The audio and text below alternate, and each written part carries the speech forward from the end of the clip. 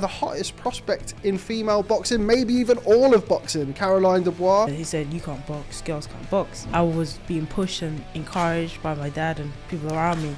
I really wanted to do it myself, and I think that was the big difference. When the Olympics came around, I think that was the moment that really hit it up for me and gave me a goal, gave me a destination, gave me ambition. What was your experience like at GB? It was really hard for me, and I probably didn't really enjoy it that much. You got a lot of skill and a lot of talent, but if you don't work hard, you're not going to be successful and you're not going to get far. Hello and welcome back to One-on-One Boxing with me, your host, Rob Tebbutt. As always, I'd like to remind everybody to please like, comment and subscribe. Turn your notifications on for more boxing content. Now that's out of the way. Welcome back to another edition of One-on-One with, and I am delighted to be joined by the hottest prospect in female boxing, maybe even all of boxing, Caroline Dubois. Welcome, Caroline, to ID Towers. Thanks very much for stopping by. Thank you. It's a pleasure to be here, and I'm just, looking forward to this. Good. Well, I'm looking forward to it as well, so hopefully I don't disappoint you. But thanks for coming in. How's things going? No, it's been great. Started back first session on Monday. I literally was so excited to be back in the gym. It's weird, 2 weeks out, and I was just itching to get back in, so it's nice to get back in and, hit the, floor running. What are you like when you're away from the gym? I mean, you just mentioned that you couldn't wait to get back in there. Is that you all the time? Sometimes like to let your hair down a little bit? What are you like away from the gym? Well, I think after the last fight, I was just, going the full 8 rounds. I took a lot of learning from that fight. Only now have I just managed to watch the fight back. And just going straight away from the fight, I just wanted to be straight back in the gym because I felt like there was so much more that I wanted to improve. And I was just thinking about the next one and putting on an even better performance. And, I want to be pushing for world honors soon. So I just genuinely, my mind is just, attack, like go. I just want to go. Like, I want to push on as quickly as possible. You mentioned they're going 8 rounds for the first time. It's kind of like, well, from my perspective, from, analysing and watching boxing, I thought that was a very worthwhile exercise for you in your career, very beneficial. Yeah. You as the fighter, you're always going to want the stoppage, you're always going to want to dazzle all the time. Now you've had a little bit of time to think about it and look back at it. Are you happy with your performance? Yeah, I think it was a very mature, performance. I think it was very mature for myself. If you go out there constantly just getting the knockout, you just think, it's just gonna come even no matter what. But you have to realize that you have to be the one to push it. You have to be the one to make it happen. And not always the time is the referee gonna jump in and do that, or they're gonna not. They're just gonna drop or something like that. So you just have to have that mature attitude to think, okay, if I want the stoppage, I have to make it happen, and on top of that, just win in good style. And I think the fight was a very good learning fight for me. And now that I look back at it, I realize that, and I'm just grateful that I actually was able to do the 8 rounds in this environment, everything that was going on, behind the scenes, backstage, and I was able to just focus myself and get it done. So I'm very proud of myself and happy it happened. Good. Well, I'm glad you're proud of yourself, because sometimes, like we see with Ellie Scottney, of course, stablemate of yours, she wins a world title, she comes out, I really could have boxed, just like, come on, just be happy. Yeah. Just smile. It takes a while. It takes a while. You have to look at in hindsight. I think in hindsight, everything looks better. Yeah, no, fair enough. You mentioned there about the environment. We had Fraser Clark in a couple of days ago, of course, topped that bill. He mentioned that it was quite warm in York Hall. It was warm is quite an understatement, but it was an environment, and I'm sure, God forbid, but I'll probably be in an environment like that again. Humid, sweaty, just dry air. You're trying to focus, you're trying to breathe, and it's just not happening. So it's just all a part of the learning experience that I'm happy I was able to do at such an early stage in my career. When it's not a massive fight, when it's not with an absolute killer, it's something where I can learn and improve and be prepared for it in the future. So I wanted to talk about just a little bit more general stuff today, really, rather than kind of the more current stuff and what you've got coming up. I'm sure we'll touch upon that. But anyway, going back to kind of the start, I mean, you're from a boxing family, the Dubois name, right the way back to Sylvia Dubois, who we've spoke about in the past. What's your earliest memories of boxing? My earliest memories was not me, it was my older brother boxing. Growing up, my dad was very, he wanted my older brother to be successful in the fight world, and he was pushing for him and always taking him to the gym. I remember when I was going, I did loads of different sports. I did running, swimming, gymnastics, pretty much you name it, I probably did it, and I really enjoyed it. But I remember while I was going to the running with my mom or my brothers and sisters, I remember my dad just taking my brother to Repton, or taking him to the Lynn, or taking him somewhere, and it was just boxing was on at the weekend. The Contender series, do you remember Yeah, that? I remember that. I love the Contenders. It was like the best. You put it on every weekend. It was amazing. It was like, it was the one. And I remember watching that and just falling in love with it, you know, in a way that I could really just enjoy it and watch from the outside before I was thrown into it. How did you end up then putting the gloves on? Like, you go through all of that stuff, and then how did you end up actually getting in there and think, actually, I actually fancy, I want to have a go at that? I suppose, you know, being in a big family, all the little fights that happen, that helps, you know, the little tear-ups. And so I was already fighting before I was in the ring and going into the gym. I remember going to Crystal Palace. I think my dad used to come and pick us up from Crystal Palace and take us home. And I remember him coming in. We all jumped in the car, and I was thinking about this for a very long time now. I was thinking about, I wanted to go to the gym. I want to box now. And I did. I was a bit nervous. I didn't know how to say it to him. And I remember just blurting it out, and he was like, what? I guess he was just a bit like, what is she talking about? And then I just kept saying it, and at first he said, you can't box, girls can't box. But I just kept pestering, and I guess he thought about it. And then I remember he would say, okay, I'll take you to the Saturday class, which was the nursery class at Repton. And Saturday kept coming, kept going, and I kept asking. And I think the Saturday came, and he had promised me we were going to go. And he didn't turn up, he didn't come. I remember crying, I was literally in tears, I was crying my eyes out. And then he heard that I was crying, that I wasn't able to go. And I guess that, you know, must have softened his heart. And he was like, oh, crap, okay. And he come pick me up and we went. Yeah, as a parent myself to a young daughter, that sounds familiar. Yeah, if Daddy doesn't let you do something, you just pull on the heartstrings. The waterworks. Yeah, I mean, kind of it's indicative of where women's boxing is now. That you sort of said then. I mean, your dad, who's from a boxing background, and your brother's boxing, everyone's like, oh no, women don't box, and you don't box and stuff like that. Nowadays, I mean, people can turn on the television on any given weekend. They can see you box, see Natasha Jonas, Katie Taylor, whoever. Yeah. Kind of shows how far the women's code really has come when you tell little stories like that, doesn't it? It has come, and it's come so fast. I think that's the main thing, is that, you know, if you look at the evolution of men's boxing for a very long time, if you go back to the beginning of time, there was countries and states that banned it, and they hated it, you know. And it took a very long time for it to become accepted and then become the number one sport. Whereas female boxing, you know, because we're already in a world where people accept the idea of fighting, and we got MMA now, we got everything. So now it's a lot more easier to digest and accept. And we've just really, you know, we've seen the wall and we've smashed right through it. I think, you know, with Katie Taylor headlining at Madison Square Garden, Kershaw Shields and Savannah Marshall going at the O2, it's really just showed, you know, the potential and the viewing numbers, and that people are interested in it. And I think I'm just so grateful that I came at the right time. You know, I didn't come too early where it was still in its infant stage. I came right when it was growing up, when it was right being accepted and people wanted to see it. So I'm very grateful. When you came through the gym, do you remember kind of your early days boxing? Were you any good, or did you there's something that you had to work at, or did you go in there and think, actually, yeah, I can do this? No, I remember walking into the gym, which was Repton, on the Saturday class. The first time my dad brought me there, I remember the smell, I remember the colour. It was green, everything was green, and I remember thinking, how could nobody not want to box? How could you not like this?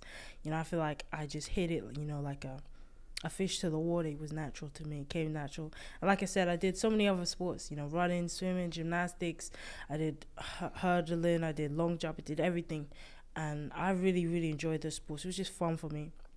But when I walked into the boxing gym, it was like, it just clicked, you know. It was, this is the one. And I feel like I just, as much as, you know, I was being pushed and encouraged by my dad and people around me, I really, really wanted to do it myself, and I think that was the big difference. Did you ever expect it to turn into a career, or was it something that you were just really excited about doing then? Because again, it's like, I mean, I know you're still very young, but it's kind of the rapid growth and the rapid ascension of women's boxing. I mean, it's something that now you could go and say, yeah, I want to be a professional female fighter. Was it like that for you then, or was it just something that you wanted to do? No, I wanted to do it for sure. I didn't know where it was going. Like you said, there was no Olympics. There was Layla Ali, and she was the only one that really made money out of the sport at the time. It was really someone that people say, oh, female boxing, oh, Layla Ali, you know, that was the only name that people associated with female boxing. So she was someone that I was thinking, okay, she did that, I'll push on and do maybe a little bit better than her. And obviously there was no Olympics, so I was just kind of aimlessly just going for it and just trying to see how far I went. And when the Olympics came around, I think that was the moment that really hit it up for me and gave me a goal, gave me a destination, gave me ambition and what it was that I was actually aiming to do. And after the Olympics and Katie Taylor turned pro and Klesha Shields turned pro, then it was, okay, I'll turn pro too, and I'll do as well as them and do maybe even better. Were you watching a lot of boxing as well? Did you still Yeah, watch I love boxing? watching boxing. I remember boxing was on all the time. Like, you know, I've watched quite a lot. Who were your favourite fighters when you were growing up? Favorite fighters growing up. I liked Hagler. I liked the Fabulous Four: Duran, Hagler, Tommy Hearns, and Sugar Ray Leonard. I liked, Julian Jackson. I liked, all of them, those guys from that era. Mike Tyson, you can't go wrong with him. I liked, Muhammad Ali, and, there was just so many people. And coming through, now as I'm getting older and in my era, my generation, I really enjoyed some of the newer fighters and newer faces that we're seeing, like the Naoya Inoues, the Virgil Ortizes, the Jaron Ennises, and people like that. You mentioned there about the Fab Four, all of those great fighters from the 80s. Who was your favourite? At the time I would say Sugar Ray Leonard, but as I've matured, I think Hagler was really, really good. We had Ellie Scottney in here. She's the president of the Roberto Duran fan club, isn't she? She absolutely loves Roberto Duran. She is a fangirl. She's definitely his number one fan. Yeah, maybe number two behind me. But your GB experience, I'm always fascinated to speak to people about GB because not everybody has, the greatest experience. It's very different. Some people will thrive at GB, then when they go somewhere else, it doesn't quite work, and sometimes vice versa. What was your experience like at GB? At the time, honestly, it was really hard for me, and I probably didn't really enjoy that much. But as I look back at it, it's one of those that you just think at the time it's hard and it's a slog and what you're doing. When you look back at it, you're grateful for the experience. You're grateful for it humbled me. It taught me that, okay, you got a lot of skill and a lot of talent, but if you don't work hard, you're not going to be successful and you're not going to get far. And being in GB taught me that. Being in GB taught me what, true discipline was, and real hard work and athleticism and being an athlete.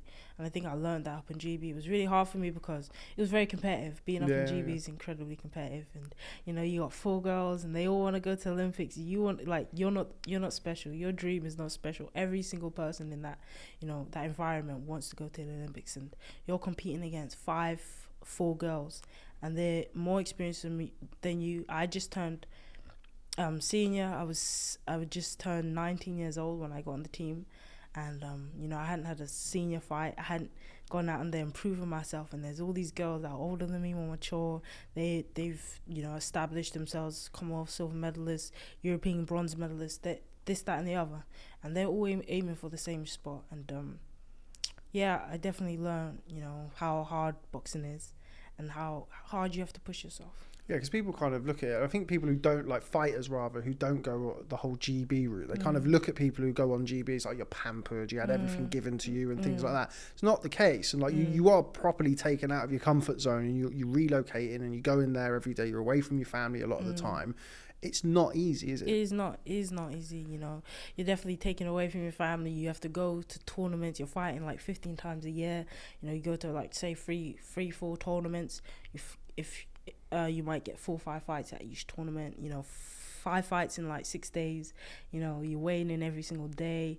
It's very competitive, and not only that, you're fighting the best in the world. You're not fighting cherry picked fights. You're not fighting number 2s and number 3s. You're fighting the best in each representative country, like the best from Thailand, the best from Ireland, the best from every single country that you can imagine, and they all come in there and they all want the same thing, and they all want gold, and it's up to you to win it. What was your one trip that kind of stands out in your memory? Not the Olympics, a different one. Because I spoke to Fraser Clark, Luke Campbell, talk about going to the Stranger tournament or just rocking up in a hall somewhere in Kazakhstan and having to box out there. Any one that particularly sticks in the memory? Yeah, I mean, I could be really cool and say the Olympic qualifiers where I went and qualified for the Olympics, and that's true.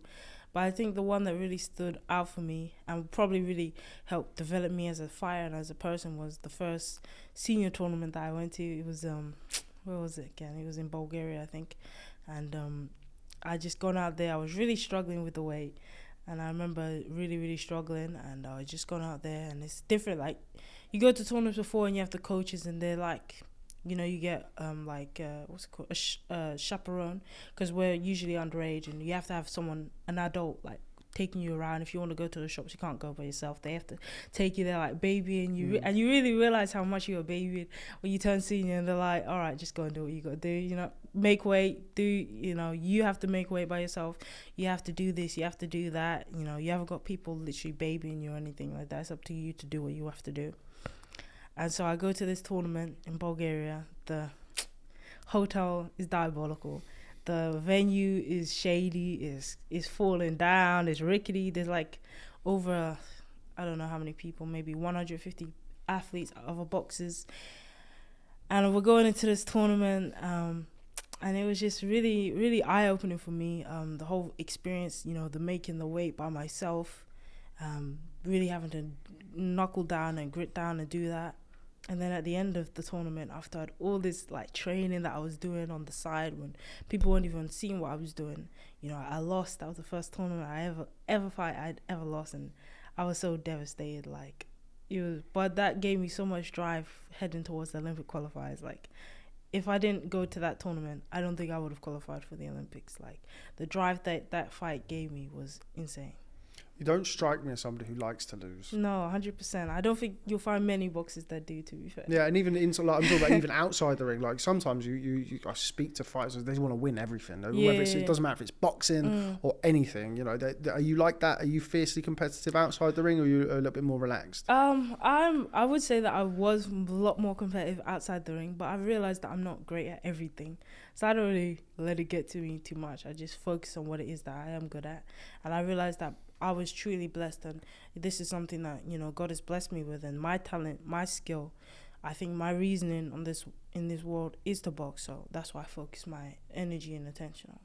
Your Olympic experience, I remember, because it was in Tokyo, and the time difference was horrendous for us back here. So I remember watching you and Ben Witt and Fraser. Yeah, that was great. But it was a great tournament to watch. But obviously quite a different tournament. It was COVID Olympics, and you know, it wasn't the fanfare that you get and you see every 4 years elsewhere. No. What was that like for you? I mean, I was just so happy to go, to be honest. Growing up, as I said, you know, I didn't really have much ambition and focus on goals and where I wanted to go. Like, if you have boys and they start boxing, they say, I want to go to the Olympics, I want to be a world champion, I want to turn professional, do this and do that. But when I started boxing, I didn't really have that. So my first experience of having that goal and setting was the Olympics. So, you know, seeing Katie Taylor and Kesha Shields and all those girls go over to the Olympics, and then finally I'd managed to qualify for the Olympic Games, and I knew how hard it was for me to get there. I was just so happy to qualify and be in that environment in the Olympic Village, surrounded by all these elite athletes. I remember walking to the food hall, and I'm turning and I see Simone Biles. I'm like, what the hell? I smiled at her and she waved back, and I was like, she's my bestie, she don't know it yet. like literally, you're walking and you're seeing all these people that you see on telly, and I'm like, what is that? Who I thought it was? And it's just insane. And you're surrounded by athletes and elite athletes, and it's just, you know, I always said that, you know, as a kid, you like Superman, you like Batman, you like Spider-Man. I just really, really have so much respect for athletes of any genre, any type, and the respect that I have for them, and to be considered amongst them is just, yeah. What athletes? I mean, you mentioned obviously the fighters, and you just mentioned Simone Biles there. What other athletes did you like watching growing up or inspire you? Yeah, I watched, like, you know, I used to do gymnastics growing up, so I've always had a love for gymnastics, and going to the Olympics, whilst I was trying to qualify, I was watching like all the other athletes and other gymnastics were trying to qualify at the time, and I was watching their journey. Some of them didn't make it, some of them did, and there was these girls and like Russian girls and American girls I was watching, and then I'm walking and I'm seeing them, and it's like, wow, I watched your journey to get here, and it's just mad. It's just really, really good. Did you get to watch any of the other events while you were there? We didn't get to go to the place because obviously COVID, we weren't allowed. We were very restricted on where we could go and what we could actually go and see. So we weren't able to watch it. We watched it on telly, which isn't the same. But I didn't really watch many other sports. I was so busy with obviously focusing on myself. But yeah, just mainly watched the boxing, and it was really, really good. So I remember speaking to you in the gym, Mcguican's gym, after you'd come back. I remember coming past and saying, "Oh, well done, Caroline. I thought you boxed well in the tournament." I remember you looking at me and going, "Thanks." Because obviously you didn't go there and achieve what you wanted to. I didn't go there to just compete. No, of course. Yeah, like there was some girls on the team who were saying, "I will be so happy if I can get a bronze medal." I was thinking, I want that gold. I don't care about anything else. I don't want a bronze. I don't want silver. I want gold. And that was only thing I was focusing on. Like I was literally switching on and focusing on that. And I felt like that was the only thing I was gonna get. Like that was the hardest pill for me to take, because I genuinely thought that, I worked so hard to qualify. I worked so hard to get there. I was training like, when people were like, as I was saying, I was really struggling with the weight, and I was getting up early times, going there, running while no one else was awake, and doing things like extra things that I had to do, and I had to take that upon myself to do. Like, and I just felt like I worked so hard. There's no way that I can't get it, and I did it. It was very humbling. How did you deal with that? How do you get past that? I don't think I still have. It's just like sometimes I just think, oh man, if only I fought a little bit more, a little bit harder, if I just come out a little bit more confident in the first round and stuff like that. But I realized it's all part of the learning experience, and it taught me an important lesson. You don't get, what you wish for. You get what you work for. And sometimes you don't even get that. So, you have to work 5 times as hard. You have to push yourself 10 times more than what you think you can do. And I realized that all the boundaries that I set on myself, like, oh, I can't do that. I can't train 5 times a day. I can't do this. I can't, only eat like 600 calories and then train on top of it. It's not possible. I realized that I could, if you put your mind to it and you really dedicate yourself, you can do whatever it is you say you're going to do. Yeah, I mean, like Roy Jones Jr., Floyd Mayweather, Evander Holyfield, they kind of didn't have the Olympic experience that they would have wanted to for various different reasons. They all ended up all right. They made a pretty good go of things. 100%. Yeah. So I'm just obviously now focusing on the pros and stuff. Was there ever a temptation to stay amateur? There was. It was very, very hard and emotional for me to turn over and turn pro. I remember, like, before I went to the Olympics, I was saying to myself, I'm going to go to the Olympics, win a gold medal, turn pro. And that was the game plan. And then obviously it didn't go to plan. And then I was just so upset. I was so confused. I was like, what do I do now? I said, okay.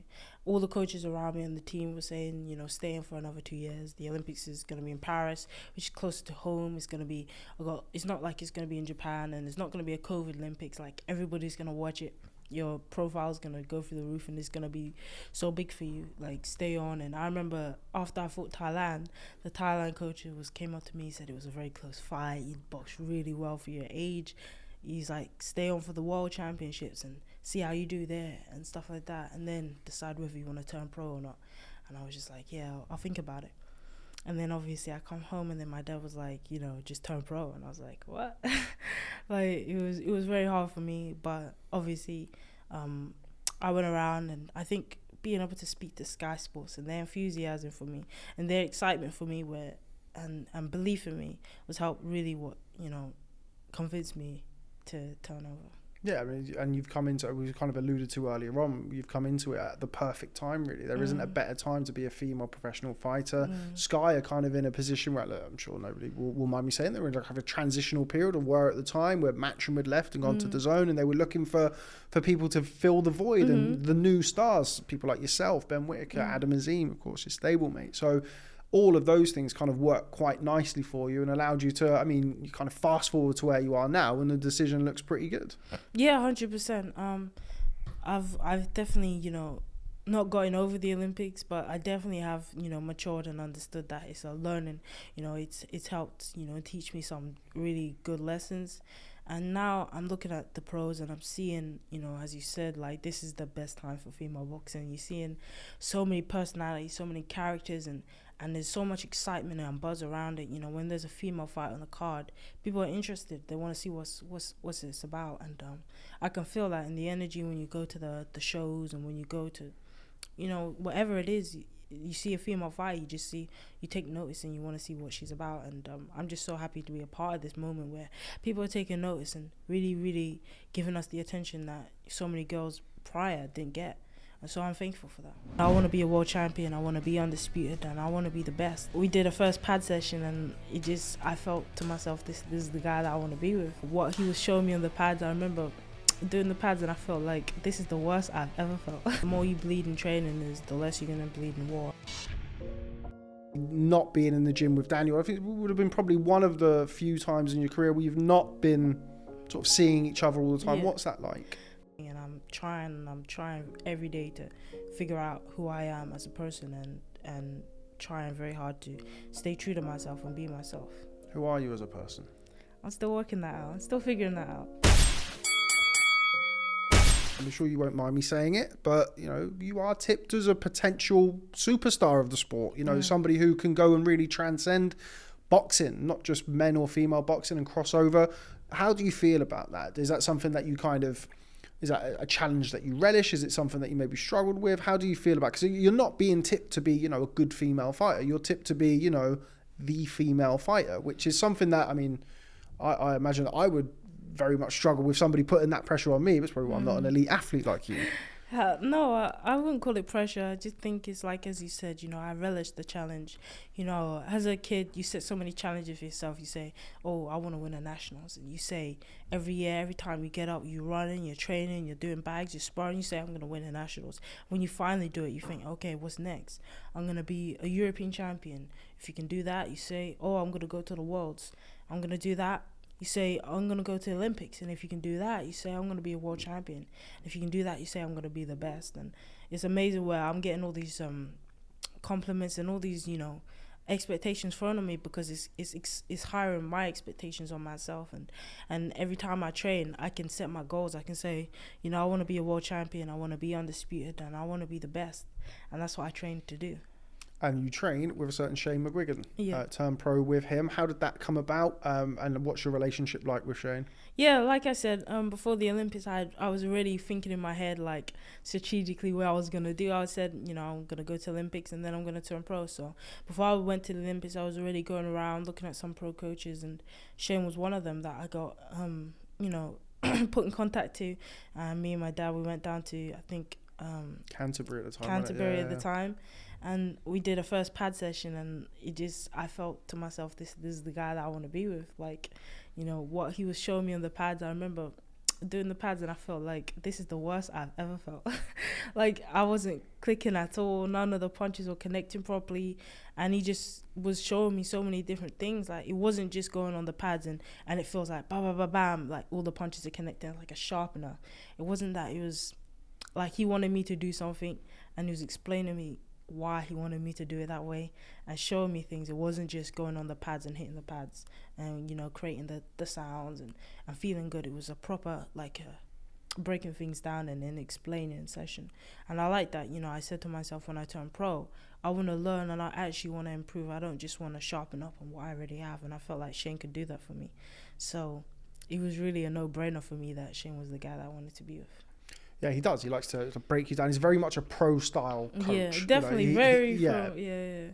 Like, if you think of what pro is, you think aggressive, power punching, going for the stoppage, going for the dominating performance. And that's what Shane puts in. If you're sparring, he says, he wants you to be the one that's aggressive. Even if you're not necessarily being a front foot pressure fighter, in whatever you do, you want to punch with bad intentions. You want to set punches up. You don't want to just...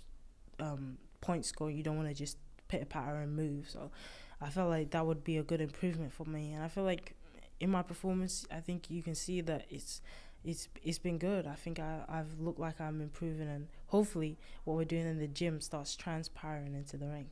And he's not, he's a trainer who does like to stimulate the talent that he has. He likes to get good fights, which is why I know you're calling for Michaela Meyer and you're doing this and you're doing that. We mentioned kind of before we came on about Josh Taylor, boxed Victor Postel in his 12th fight. Carl Frampton, had the right fights at the right time.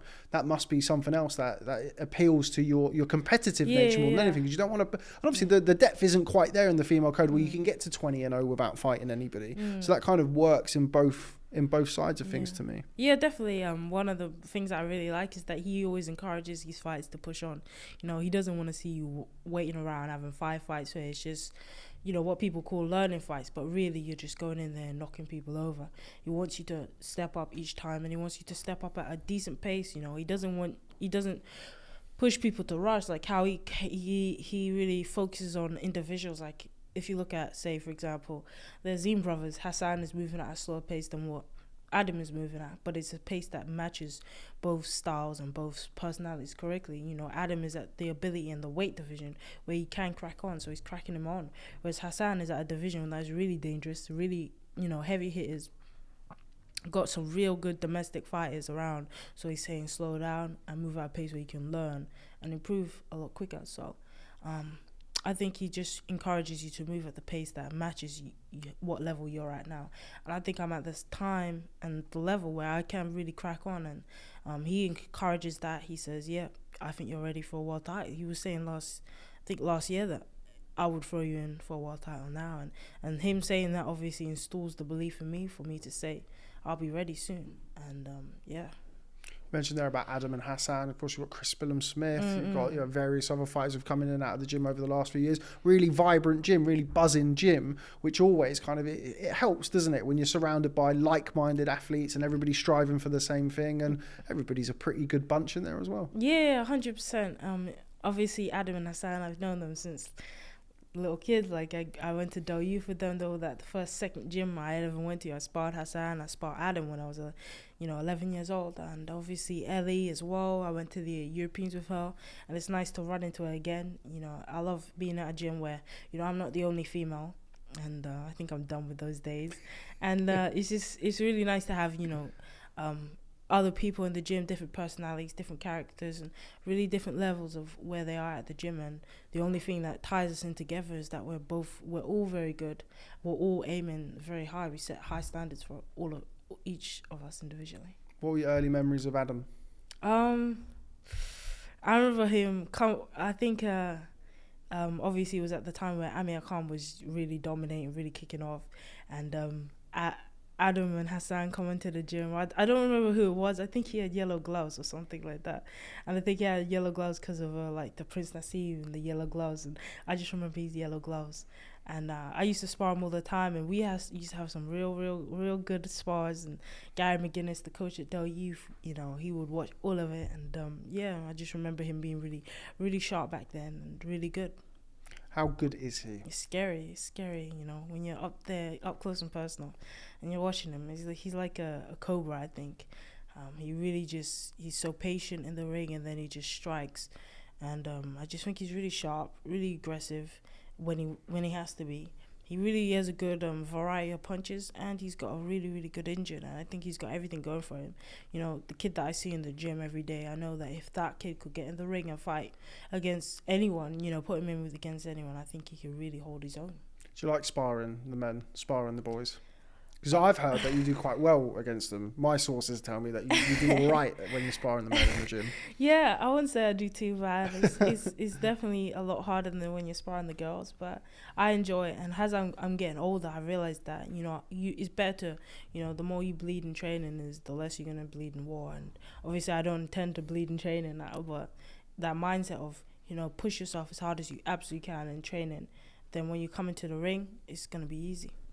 Now, we kind of spoke about the people who are in the gym. Now, somebody who's not in the gym anymore is your brother Daniel. Don't want to pry into family business, not what we're here for. But obviously, not being in the gym with Daniel, I think it would have been probably one of the few times in your career where you've not been sort of seeing each other all the time. Yeah. What's that like? I mean, it was interesting for the first few weeks and stuff. Like, I didn't want to like go into it too much detail with the people in the gym, and I was a bit nervous of whether they'll be asking me so many questions and stuff like that. But obviously Shane and stuff and the coaches at the gym, they obviously know a little bit of what went on.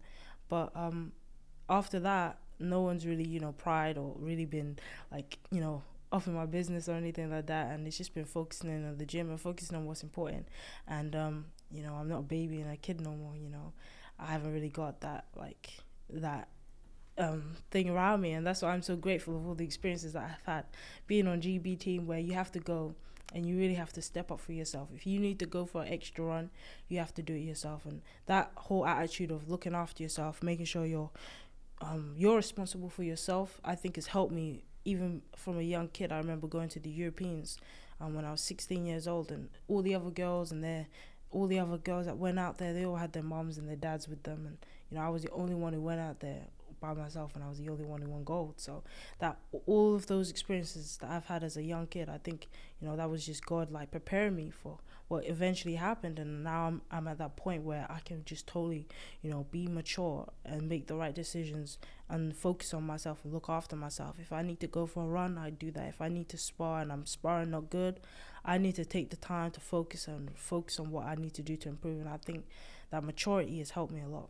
How much have you matured? Because I remember coming to interview you before you'd made your professional debut and coming down the gym. I remember thinking at the time, God, Karen's quite switched on. Like, I quite enjoyed the interview. And then, but now I see where you are now, and I look back at where you were then, and I think, wow, like how much you've come on as a person and how much you're comfortable in it. Not that you weren't then, but it's really noticeable now. With a big smile on your face, dressing cool, much cooler than me. Makes me look even worse here. I mean, fashion's not really my thing anyway. But it looks as though you're really kind of becoming that comfortable, confident athlete in your own skin. Would that be fair to say? Yeah, I think as a people and as humans, it's all about figuring out who you are and just being comfortable in being yourself. And I think that's actually one of the hardest things to do, is to be yourself. And amongst the world when everyone expects you to be something, to be yourself is definitely the hardest thing. And I'm trying every day to figure out who I am as a person and trying very hard to stay true to myself and be myself. Who are you as a person? I'm still working that out. I'm still figuring that out. What does it feel like to know that there's probably going to be kids watching you box now who one day could go, oh, you'll never, like Caroline Dubois just messaged me, look, unbelievable. How does that make you feel? It's really weird. I don't know when the switch happened from me being just a normal boxer to now being considered an idol. I don't know when that changeover happened, but when it did happen, it happened really, really quick. And now I'm having young kids and young boys and girls both messaging me saying, wow, Caroline Dubois, you're my number one fighter and stuff like that. I'm like, wow, thank you. I don't know what happened, so I'm just really grateful, and I recognize that this is all part of the sport, and I'm just really, really thankful for it. And it feels like you are, like, even like through this has flown by. I don't know how long we've done, but it's it feels like you are coming out of your show and you are really more comfortable. Not that you weren't, but it feels like you're starting to really embrace where you are now in your life. Yeah, definitely. I'm 22 now. And it genuinely feels like I'm an older 22-year-old than what I am. I don't think I get blown up by things too much. I don't really let things get away with me. I just focus on the most important things, which is family and my boxing right now. And that's really what I try to knuckle down. I have so many goals and ambitions for myself that I really need to knuckle down and focus on that. I'm 22. I haven't got time to waste being, getting ahead of myself. What's the next 10 years? How does that go? Undisputed champion, however many weights, doing this, that, and the other. What's the plan? What's the goal for Caroline Dubois?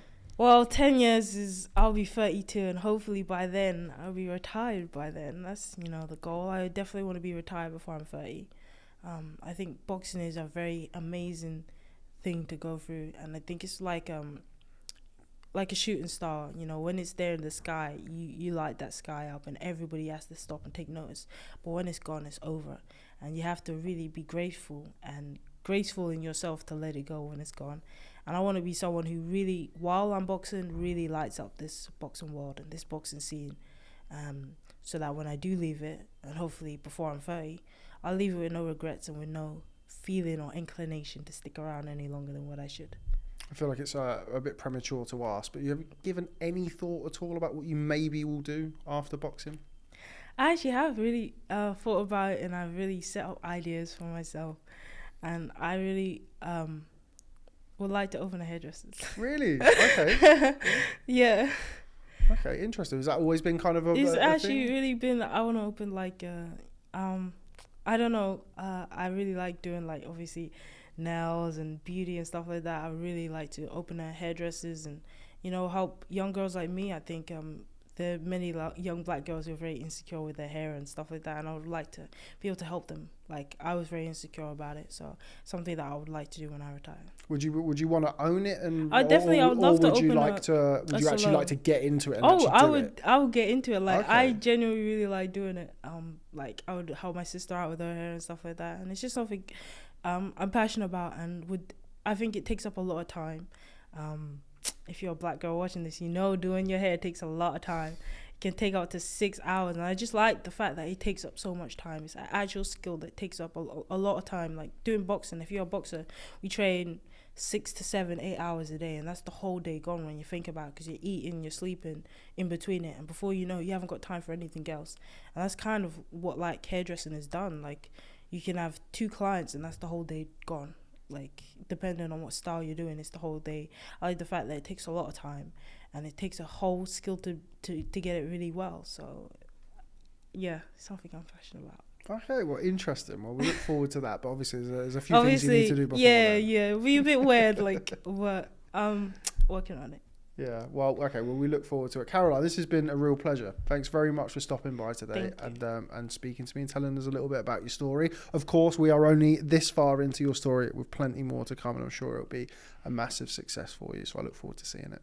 Thank you, I appreciate it. No problem. That's all we have time for here today on One on One Boxing. That was one-on-one with the one and only Caroline Dubois. Don't forget to hit that like, comment and subscribe button before you leave us, and we'll catch up with you next time.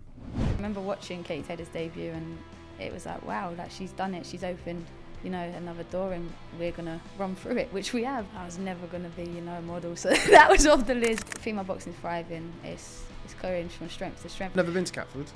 What's it like? Don't do it. What do you like to do outside the gym? It's going to be a long pause now.